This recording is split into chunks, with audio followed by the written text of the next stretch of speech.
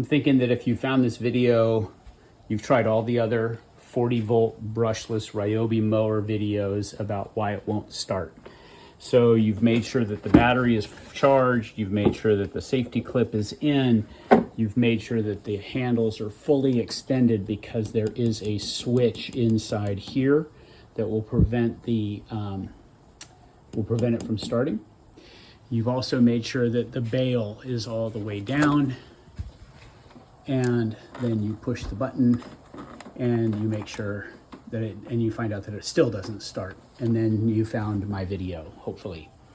So in my case, nothing was working because something had gotten in and probably chewed the wires or done something bad. So let me show you the inside. Okay, in my case, this wire right here, which goes into the control unit, that is a green, black, gray bundle, goes to this connector and turns into a blue, black, and white bundle, was completely cut off. And it was cut off from this switch. Don't know how, don't know why, awfully close to the switch. This switch is the switch that goes right here.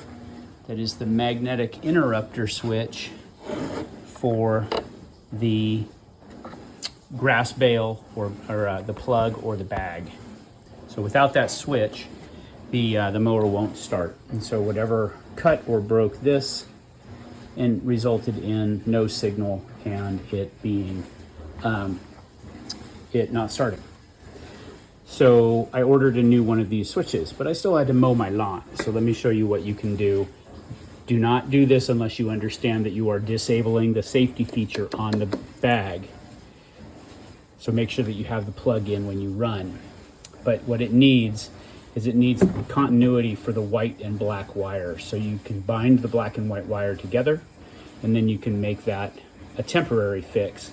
But still, make sure you're running with a plug in the meantime while you wait for your part to arrive. So here's the cover completely upside down. This right here is where the bag or the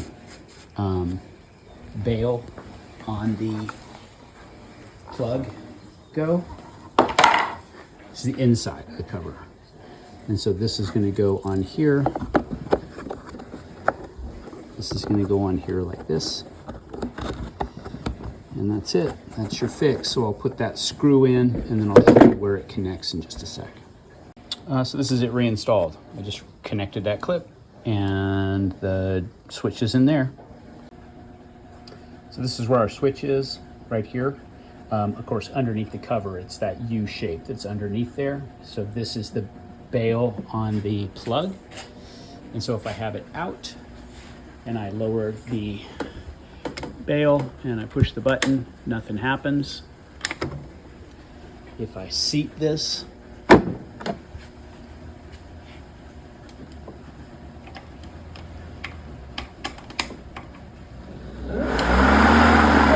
starts right up. So that might be your problem. Was mine.